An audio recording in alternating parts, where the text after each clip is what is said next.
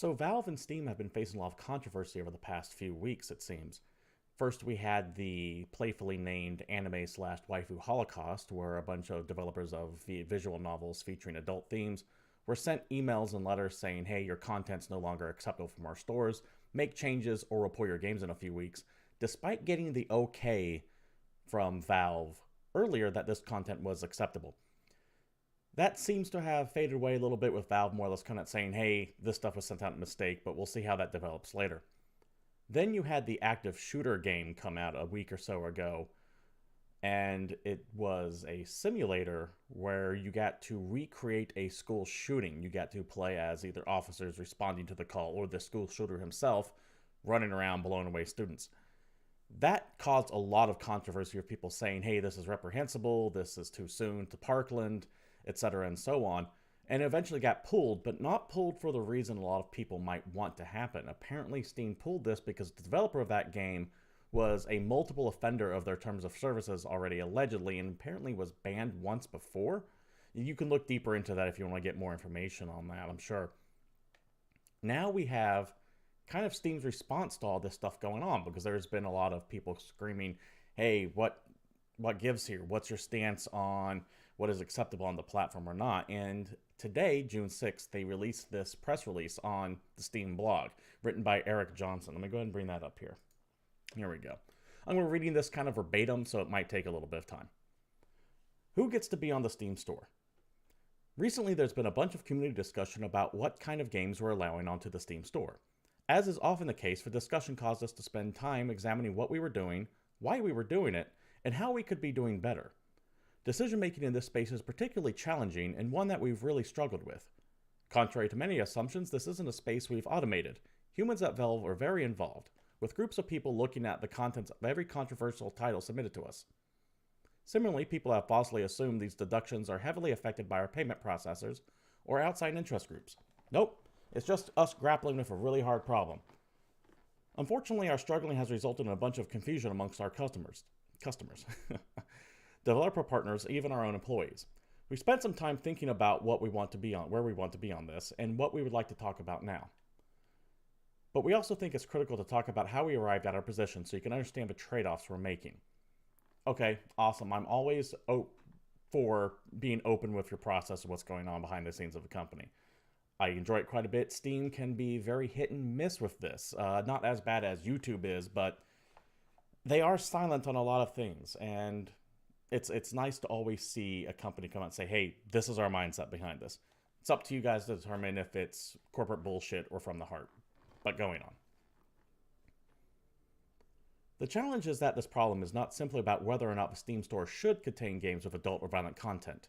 Instead, it's about whether the Steam store contains games with an entire range of controversial topics: politics, sexuality, racism, gender, violence, identity, and so on.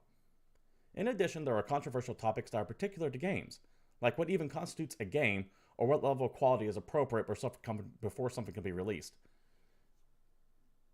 Also understandable, if you have a game like Her Story, remember that full motion video detective kind of game, is that a game? Is that an interactive movie? What should it be labeled as? Does it have a place on the Steam store?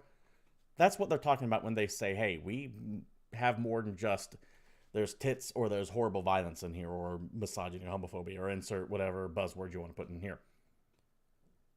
There are some actual discussions we have to have about this stuff, and Steam is kind of caught in a rock and a hard place. Do you allow this but not allow that? And that's kind of what they're stressing here. Going on again. Common questions we ask ourselves when trying to make decisions didn't help in this space. What do players wish we would do? What would make them happy? What's considered acceptable discussion, behavior, imagery varies significantly around the world, socially and legally.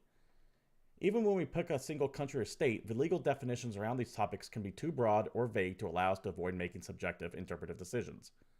The harsh reality of this space, and that lies at the root of our dilemma, is that there's absolutely no way we can navigate it without making some of our players really mad.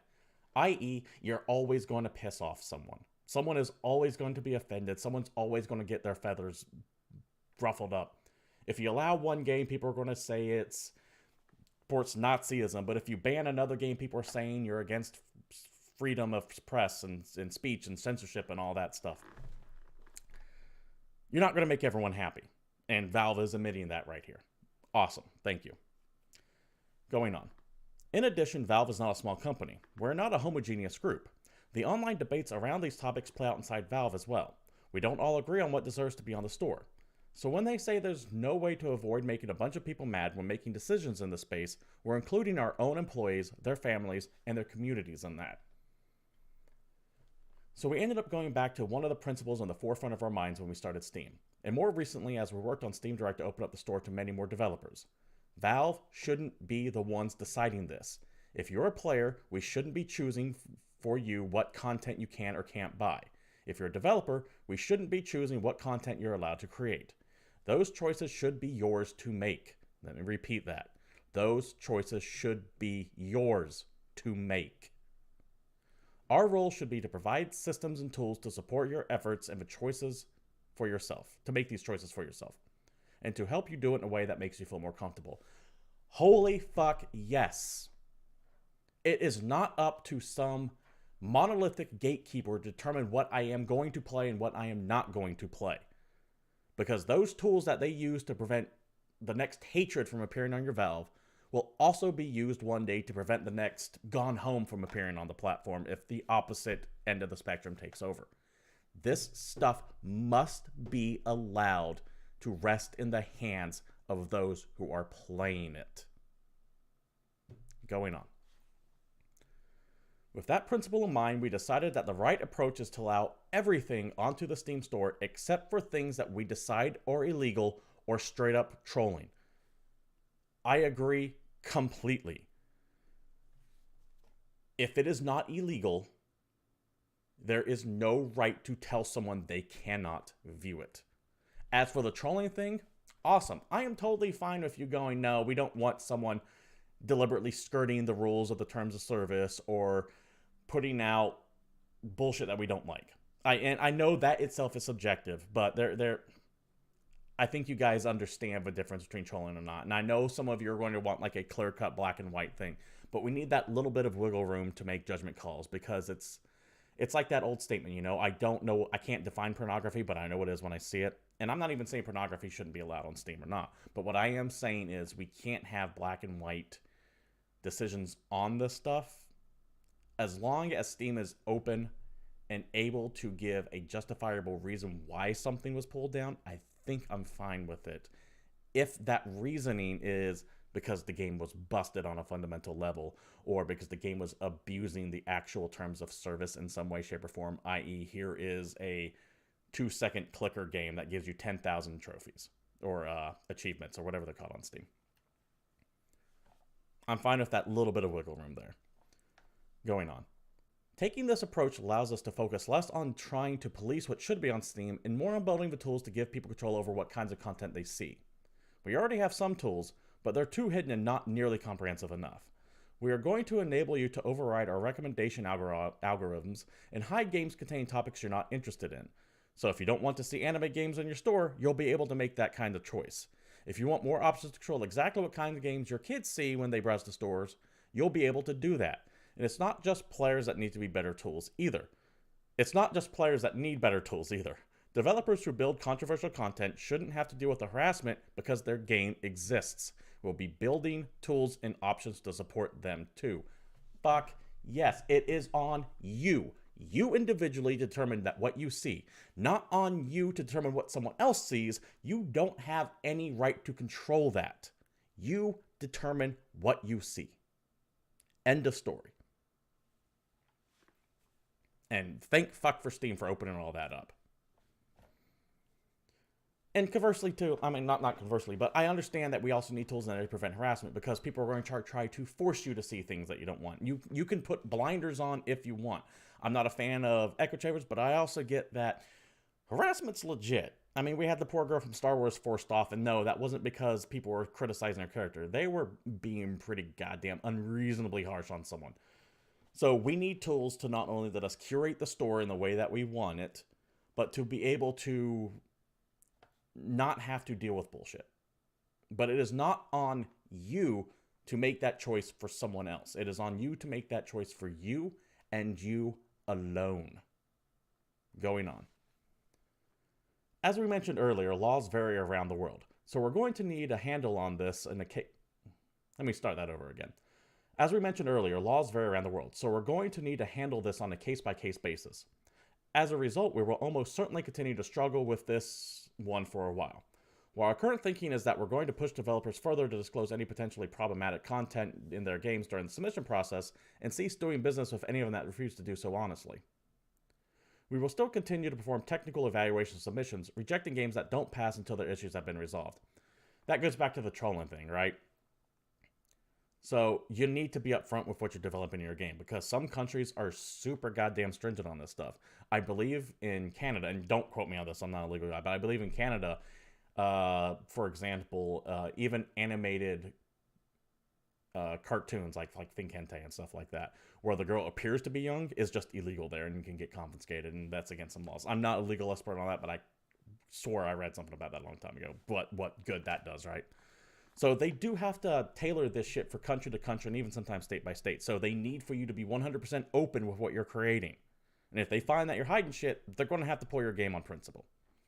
I'm fine with that. Just don't be a dick and just tell them what's in it. And Steam seems to be okay with going, okay, approved. But you might be blocked in country XYZ, or we can't put this up unless you change this because of this law here, not because of something we're trying to do. Awesome. Great move. Going on, and this is a long-ass article. So what does this mean? It means that the Steam store is going to contain something that you hate and that you don't think should exist. Unless you don't have any opinions, that's guaranteed to happen. But you're also going to see something on the store that you believe should be there and that some other people will hate it and not want it to exist. AKA, for every hatred that people say, oh my god, this promotes violence and there's no point to this game, you're going to get a lady killer in a bind, which people are going to go, this is great and it's sex positive, but you're going to have another group of people going, are you kidding? It promotes deviancy. Might not agree with them, but they're right in that statement that you are going to piss off someone no matter what. And it's just best to let people make their own decisions. The people who hate either one of those games can choose not to buy those games. The people who want to play them, buy them, enjoy them to your heart's content, or not and think it's a bad game and get a refund or choose not to Patreon that company anymore. It's that fucking simple. Stop trying to tell other people what to do. Going on. It also means that the games we allow onto the store will not be a reflection of Valve's values, beyond a simple belief that you all have the right to create and consume the content you choose. The 2 points above apply to all of us at Valve as well. If you see something on Steam that you think should not exist, it's almost certain that someone at Valve is right there with you. Because they're people too working at this place. They have their own opinions. To be explicit about that, if we allow a game onto the store, it does not mean that we approve or agree with anything you're trying to say with it. If you're a developer of an offensive game, this isn't us siding with you against all the people that you're offending. There will be people throughout the Steam community who will hate your games and hope you fail to find an audience, and there will be people here at Valve who feel exactly the same way. However, offending someone shouldn't take away your game's voice. We believe that you should be able to express yourself like everyone else and to find others who want to play your game, but that's it. Holy fuck, to see a company actually come out and say something like this in this year is goddamn amazing.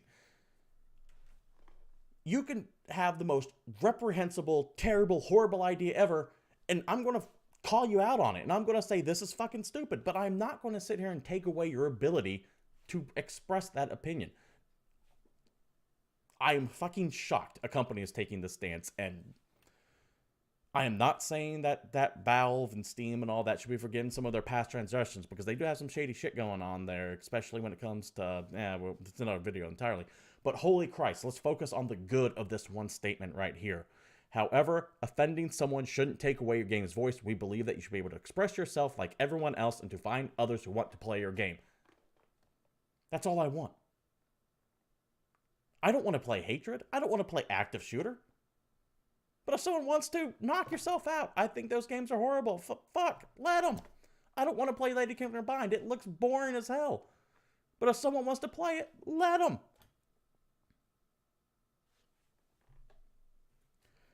Going on.